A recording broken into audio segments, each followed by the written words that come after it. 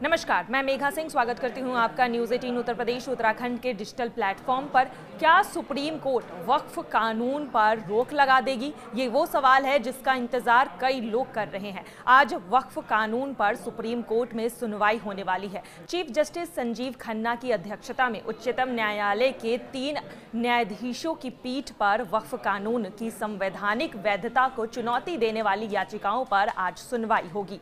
यह सुनवाई अब से कुछ ही देर में शुरू होने वाली है। खबरों के मुताबिक जस्टिस संजय कुमार और जस्टिस केवी विश्वनाथम भी इस याचिकाओं पर सुनवाई करने के लिए इस पीठ में शामिल होंगे। आपको बता दें कि 10 याचिकाओं पर सुप्रीम कोर्ट में सुनवाई होगी, जिसमें ओवैसी की भी याचिका शामिल है। नए वक्फ कानून की वैधता को चुनौती देने वाली 10 से भी ज्यादा याचिकाओं को सुप्रीम कोर्ट में तत्काल सुनवाई की मांग की गई थी।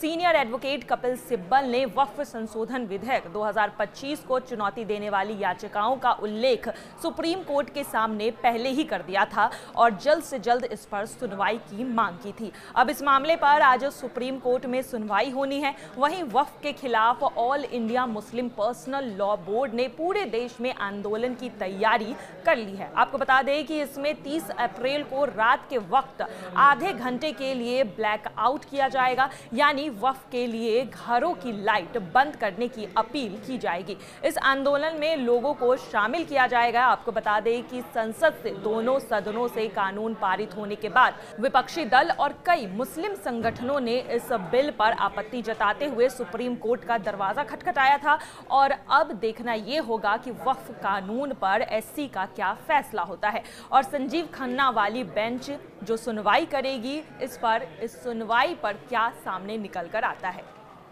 केंद्र की मोदी सरकार ने वक्फ संशोधन कानून लागू कर दिया है और इसे लागू करने के बाद सभी को मानना बाध्यकारी हो गया है, लेकिन इसको लेकर देश के अलग अलग हिस्सों में अभी भी विरोध हो रहा है। पश्चिम बंगाल की अगर बात करें तो मुर्शिदाबाद में हिंसा शुरू हो गई है, तो वहीं कांग्रेस के सांसद इमरान मसूद ने कहा है कि अगर कांग्रेस सत्ता में आई तो एक दिन 1 घंटे में इस कानून को वापस कर देंगे। वहीं 2 दर्जन से ज्यादा याचिकाएं सुप्रीम कोर्ट में लंबित हैं, जिस पर कल सुनवाई होगी। सीजेआई ने भी तमाम अर्जियों को एक साथ सुनवाई करने को कहा है। सीजेआई संजीव खन्ना की पूर्ण पीठ इस मामले पर सुनवाई करेगी, लेकिन इसकी क्या कानूनी वैधता है? इलाहाबाद हाईकोर्ट के तमाम अधिवक्ताओं का पैनल हमारे साथ मौजूद है। जो विद्वान अधिवक्ता है वो हमें इस बात की जानकारी देंगे कि आखिर कोई जब कानून केंद्र सरकार बनाती है तो किस तरह से देश के हर नागरिक को मानना बाध्यकारी होता है, क्या राज्य उसे नहीं मान सकता है। और जिस तरह की बयानबाजी इस मामले में हो रही है, जबकि लगातार केंद्र सरकार कह रही है, देश के प्रधानमंत्री नरेंद्र मोदी कह रहे हैं, गृह मंत्री अमित शाह कह रहे हैं कि यह कानून किसी भी तरह से अल्पसंख्यकों को के हितों को प्रभावित नहीं करेगा, बल्कि जो गरीब अल्पसंख्यक हैं उनके हितों को पूरा करेगा। जो वक्फ की संपत्ति है उसमें सुधार के लिए यह कानून लाया गया है, लेकिन उसके बावजूद इसमें राजनीति हो रही है। मामला सुप्रीम कोर्ट में पेंडिंग है, जिस पर कल सुनवाई हो सकती है। तो इलाहाबाद हाईकोर्ट के अधिवक्ताओं की क्या राय है, क्या विधिक राय है, हम उनसे जानेंगे। सीधे तौर पर हम आएंगे। अभिषेक जी, सबसे पहले आपके पास आते हैं।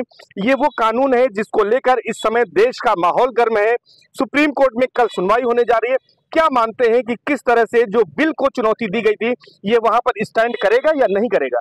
देखिए, कोई भी जब कानून बनता है तो उसको एक कमेटी बनती है, उसमें चर्चा होती है, उसके बाद वो पार्लियामेंट में पेश होता है, उस पर चर्चा होती है सदन में, उसके बाद कोई कानून पास होता है। तो किसी भी कानून में मान लीजिए कोई बड़ा कानून नया पास हुआ है तो कुछ त्रुटियां हो सकती हैं। सुप्रीम कोर्ट अगर ये लोग गए हैं तो सुप्रीम कोर्ट ये देखता है कि ये जो कानून नया बना है ये संविधान में जो अधिकार जो दिए गए हैं किसी प्राइवेट पर्सन को या किसी जाति धर्म विशेष को, उसको कहीं से हर्ट तो नहीं कर रहा है। यही इतना देखेगी कि जो बेसिक स्ट्रक्चर जो कॉन्स्टिट्यूशन का उसके कोई विरोधाभास चीज तो नहीं है। पूरे कानून को आकलन करेगा। उसमें अगर उसको लगता है कि एक आध दो ऐसे सेक्शंस हैं या ऐसी धाराएं हैं जो संविधान विपरीत हो सकती है तो उनको स्पष्टीकरण या त्रुटिकरण करके उसको वापस उसको दे सकता है। सर, आपसे जानना चाहेंगे, प्रशांत कुमार जी अटल हैं आप, प्रशांत सिंह रिंकू जी हैं, आप ये बताइए कि किस तरह से जो है इस पूरे मामले में जो याचिकाएं दाखिल हुई हैं, अभी बिल को यहाँ पर चुनौती दी गई जिस पर कल सुनवाई हो सकती है, क्या संभावना इसमें बनती है कानूनी नजरिए से अगर हम देखें तो? देखिए, वक्फ संशोधन अधिनियम जो आया है समवर्ती सूची में है।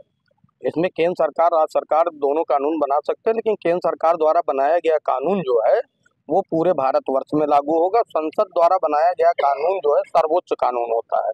अब ये कानून बन चुका है। रही बात सुप्रीम कोर्ट में जो याचिका इन्होंने दाखिल किया है, उस पर सुप्रीम कोर्ट जुडिशियल रिव्यू देखेगी आर्टिकल 13 के तहत जो है। अगर उसे बेसिक स्ट्रक्चर या फंडामेंटल राइट जो है आर्टिकल 21, आर्टिकल 19, 15, 14 जो भी आर्टिकल्स उसमें आते हैं, 300 राइट टू प्रॉपर्टी एक्ट, अगर उसमें बेसिक स्ट्रक्चर या फंडामेंटल राइट किसी का वायलेट होता है और अल्पसंख्यक लोगों से जुड़ा मामला है, अगर समीक्षा न्यायिक करेगी, अगर कहीं असंवैधानिक पाता है तो रद्द कर देगी, नहीं पाएगा तो ये कानून पूरे भारतवर्ष में लागू होगा और सबको मानना पड़ेगा। निश्चित तौर पर सुप्रीम कोर्ट अगर कोई अवैधानिकता पाता है, किसी तरह से किसी के राइट्स हैं, फंडामेंटल राइट्स हैं, उनका वायलेशन होता है, तभी इस पर रोक लगाएगा, नहीं तो ये कानून सबको मानना होगा। सबसे बड़ी बात है कि इसको लेकर विरोध हो रहा है। क्यों विरोध हो रहा है? क्या लगता है आपको कानून के नजरिए में, क्या इस कानून में किसी तरह की खामी नजर आती है? देखिए, सबसे बड़ा तो विरोध वो लोग कर रहे हैं जो धर्म के ठेकेदार हैं, जिनका इस समय जो लाभ लेते थे उनका लाभ खत्म हो गया। ये निचले तबके के लोगों के लिए फायदे की चीज है और ये कानून बहुत ही अच्छा कानून है। और धर्म के ठेकेदारों के लिए ये है कि उनका काम खत्म हो गया है, अब ये सरकार तय करेगी।